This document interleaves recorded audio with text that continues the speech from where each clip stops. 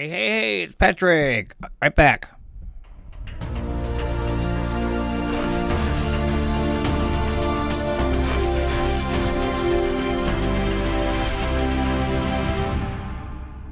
Hey, Patrick, right back at ya.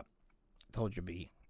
Once again, there's just so much going on. It's just you just can't keep track of it. Let's see what I can get to here. What we can do. Talk. I don't. I don't want to. It just so much happens, and everybody. I don't want to keep repeating the news to everybody because this is what it just happens constantly. Something new happens. Every shoe drops. A house is gonna fall on somebody next. Okay, a few houses I think are gonna fall. So, but I'm not here to just be a hater. I might hate Trump because he's a jerk, he's a lunatic. But just be a Republican, be your president. Okay, maybe I won't hate you so much. But my concern is, I'm not trying to be. My concern is the well-being of our country.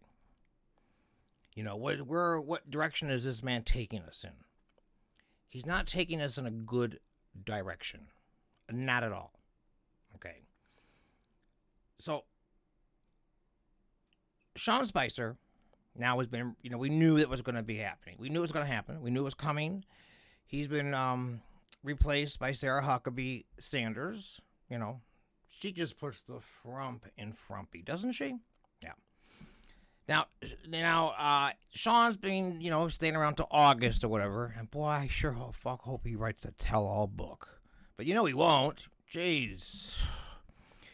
So, he's been replaced by, not replaced by, the press secretary is now Sarah Huckabee. She replaced him, but now Trump has moved in Anthony Scaramucci. You might remember him from Mucci from the Musketeer Club. He is now the presidential senior advisor, and Sean Spicer wasn't too thrilled about that, I guess, so whatever. And so now he's there. But I think he's there to replace Donald Jr. Okay. So, I don't know. What do you think? Now, Jeff Sessions has never been my favorite person. He's a bigot. He's a racist. He's phony. He's lied. Now found out that he's lied even more today, that he did speak. Kislyak has, putting out that, he spoke with him twice about the campaign. And Trump is throwing him under the bus because Trump wants to get rid of Sessions so he can get rid of Bob Mueller. Because Sessions can't get rid of Bob Mueller because Sessions has recused himself from the Russian investigation. And that would leave it up to Rod Rosenstein, who is not going to do that. So Trump's trying to figure out a way to get around this. But he threw Sessions under the bus. I mean, Jeff Sessions last week. 2 weeks ago, he was at a meeting with the some hate group by Breitbart. Talking about no one knows what they're talking about because there was no media allowed in there. It's a hate group known for their anti-gay, they're anti-Semitic, they're anti-black, they're anti-Hispanic, they're anti-Muslim, they're anti-everything. So, and he spoke to them, and no one knows what they spoke about. So he's not going to be a friend of the LGBT community, not going to be a friend of anybody in the minority community. We expected that, we knew that, but now it's just, but now we don't know how long he's going to stay because now Trump's like, and my thing when Trump says that he got so mad because Sessions recused himself. Trump's like, well, if I'd have known he was going to recuse himself, I wouldn't have hired him. Well, wait a minute. When you hired him, you didn't know there was anything to be recusing yourself about yet. Was there? Correct me if I'm wrong, but so, okay. Whatever. I mean, we all know. We don't all this take in stride anymore because we all know what happened. We all know what's going on. No one denies it's him. So now this is, watch this, okay?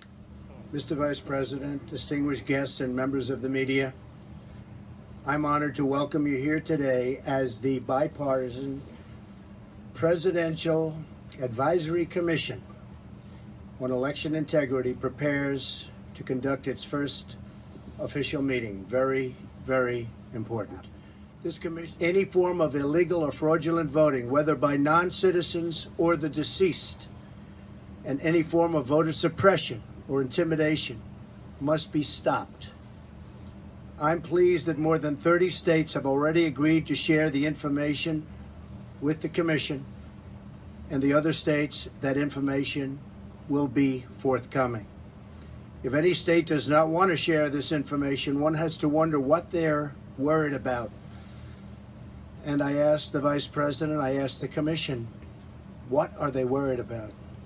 There's something. There always is. Okay, that was speaking on Tuesday about the Presidential Advisory Commission on Election Integrity. Okay?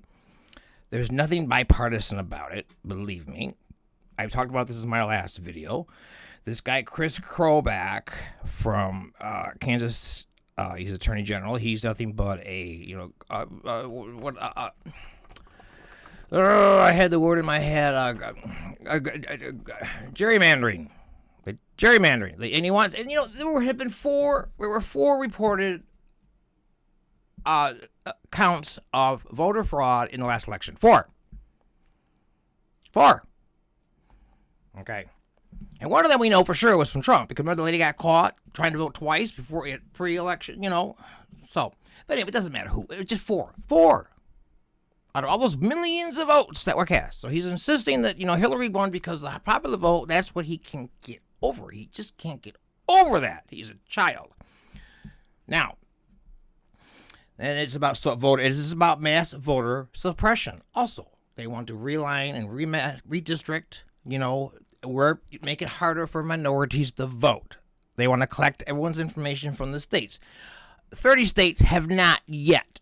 Okay, there are certain things that states can legally give over to the government like this, but not our voting affiliation. Not who the man does not have the right to have that information. And there are 4 lawsuits filed now against that for giving out private, because it's against the state's laws. It's privacy.